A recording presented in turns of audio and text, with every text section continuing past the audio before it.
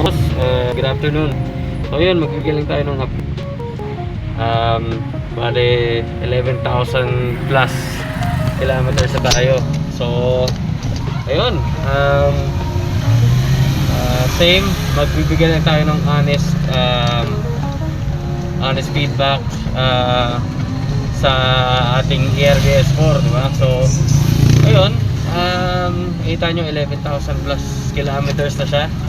So lahat ng sasabihin ko lahat ng mga magaganda at mga medyo pangit na na-experience ko sa e-bike na to. So ayun, unang-una, yun nga, okay na so far, okay pa rin speed niya para sa e-bike na ganito. So max speed niya ng mga 30 to 31. So pag full charge siya, yun, kaya niya mag-max to 30 to 31. Pero pag ang battery niya bumaba na ng mga, let's say, nasa 57 to mga 56 to 59 volts, yun, medyo ang kaya niya na lang abutin na max speed mga ano na lang, mga 28, 27. So ayun,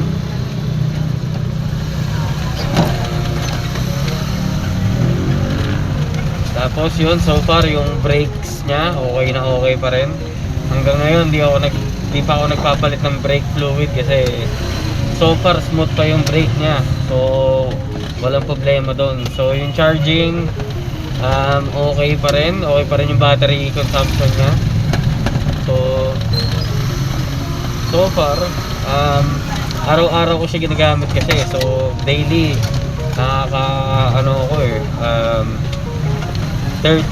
siguro 30 to 50 kilometers daily. So araw-araw siyang china-charge. So ang diskarte ko para hindi masira yung battery, before and after siya i-charge, dapat may 1 hour rest siya. Para sa akin So far nag-work naman yun. So yun, walang problema sa battery consumption. Tapos isa pang maganda, okay tong unit na to ibiyahe sa kahit na ulan, kasi yung mga trapal niya okay. Nag-improve yung trapal nito from ERBS 3. Ngayon talagang makapal na leather na, so quality na. So syempre kailangan mo na lang i-check yung mga yung mga tubong, which is mali lang naman kasi papalagyan mo lang sa NMO ng sealant yun, okay na. So ayun, pwede pagsabak sa sa ulan yun, at sa baha yun, puta, nasubukan ko to. Kahit na medyo hanggang sabihin natin hanggang tuhod, hindi man medyo hanggang tuhod na na baha, bago magtuhod, binte, kaya kaya niya makatawid. So good na good, pero syempre wag mo ibababad, pero yung tatawid lang kaya niya. Tapos ayun, so far yun yung magagandang nangyari. So yung mga medyo naging medyo hassle lang, medyo lang naman, yung mga stock na gulong niya, ayun, medyo madaling mabutasan. Pero ang solusyon dyan na sinuggest ng tropang vulcanizer sa amin, lagyan lang talaga ng sealant. So kahit na wala pang butas yung gulong, lang, kumbaga papalagyan nyo na ng sealant. Kasi ang kagandahan sa sealant, kagaya dun sa kanang gulong ko, no, isang araw na nabutasan yan ewan ko, bubog ata o bato. Ang nangyari lang, since may sealant siya, sumirit lang. So parang yung nabutas na yung nabutas na gulong, yung butas sa gulong, parang tinapalan niya lang, diba? So yun ang kagandahan sa sa may sealant yung gulong. Ayun, so ayun, tapos ang suggestion pa para makapag-upgrade kayo ng gulong, mag-upgrade kayo ng basta may ano eh, may nakalimutan ko yung term. MRF, yun, MRF na gulong. Ayun, talagang matibay yun. Hindi yun matitinag ng ano, ng bubog at bato. So, ayun ang suggestion ko, lapit kayo sa mga vulcanizing shop nyo dyan. Yun, ayun ang magandang upgrade sa gulong. Yun, tapos, ito ba? Ayun, sa yun pala, ang daming nagtatanong sa mga paahon daw. Yan. So, sa mga hindi pa nakakapanood ng mga first two reviews ko ng ERPS4, ayun, makakasaan din to sa paahon. Kahit na gaganto-ganto to, kaya-kaya. Based on my experience, kailangan lang talaga naka-gear 3 kayo. Kasi kahit dalawa yung isa kayo ko sa likod, kayang-kaya, nakakaahon. Hindi, mabagal lang pero nakakaahon. 'Di ba? So, gear 3 talaga yung mga asahan ko. So, tapos yun pala, sa mga marami rin nagtatanong sa mga previous videos ko. Ano daw, madali daw silang ma-out of balance pagka naliko. Yun, alam mo, ganyan, kanan sila o kakaliwa.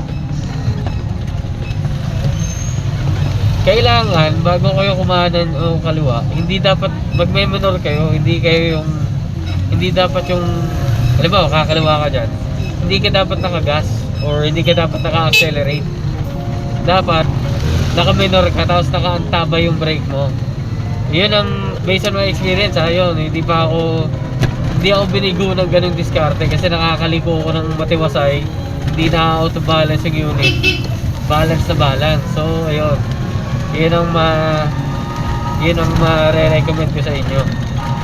Ayun. So, tapos ayun pa. Kahit paano matipid to sa pag-charge.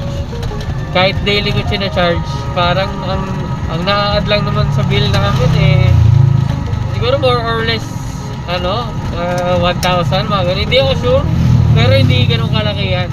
So, compare mo siya sa nagagas ka, malaking tipid. So, ayun ang mga quick updates ko. Yun. So, salamat sa mga nag-subscribe. So, subscribe kayo sa mga bagong nanonood. Panoorin yung sa mga bagong nanonood, pakipanood yung mga previous reviews ko. Yun yung mga alis ko ng ERBS4. Ito na bali 6 months na sa akin ito eh. So, yun. So, masasabi ko sulit na sulit. Magandang magandang daily drive, ganon, smooth gamitin, beginner friendly, ganon. Saka, ayun, wala masyadong sakit sa ulo. So far, wala. Never pa ako kumbaga binigo ng unit na to.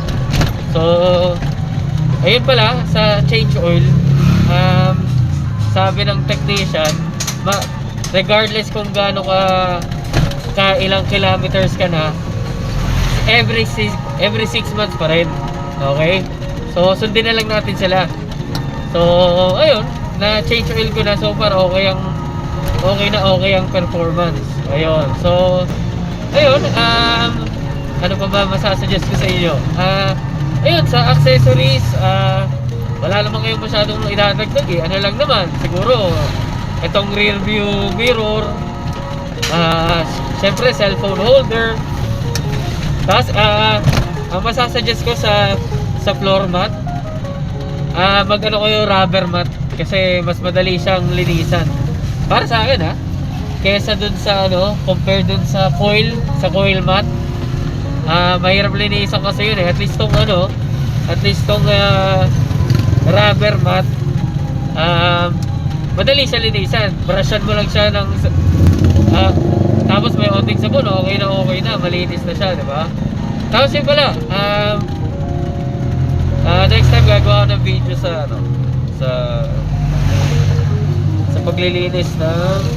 paglilinis ng ERBS4.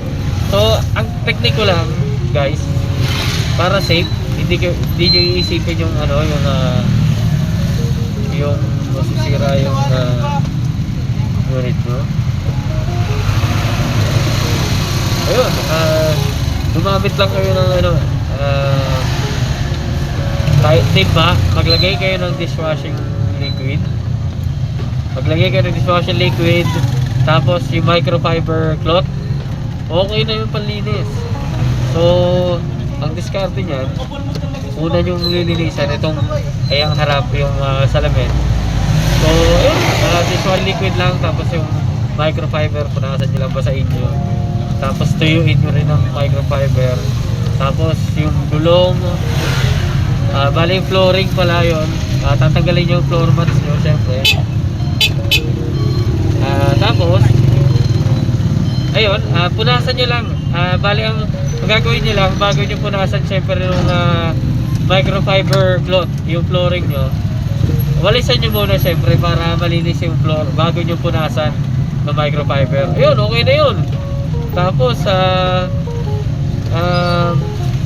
ihulin nyo na yung ano, ihulin nyo na yung mga gulong, yung mga rims, yun, ihulin nyo na yun. Kasi pala sabi rin ng technician, negats daw talaga yung pressure wash eh. So lalo na yung likod, kasi pagka natamaan ng tubig yung ano, yung motor sa baba, ayun, delikado. So para safe, punas-punasan nyo na lang. Diba? So sumunod lang tayo sa mga boss nating technician, diba? So ayun, again, maraming salamat sa mga nanonood, lalo na sa mga nag-comment, nag-subscribe, nag-like. Maraming salamat. So ayun, sa mga baguhan sa ERBS4 na to, tanong lang kayo dyan sa comment section kung may mga katanungan kayo. Tapos yung mga may mga matatagal ng unit, comment kayo kung ano yung the best na in-improve nyo sa unit nyo. Yun, so kasi ako naghahanap pa rin ako ng mga i-upgrade kung ano man. So ayun, maraming salamat. Again, disclaimer lang, hindi ako empleyado ng ng NWOW. Sadyang ano lang talaga ako, sobrang saya ako sa unit na to kasi unang e-bike namin to, pero hindi kami binigo, promise. So sulit na sulit, kaya bumili na kayo sa inyo. So ayun, salamat sa lahat. Like and subscribe. Peace.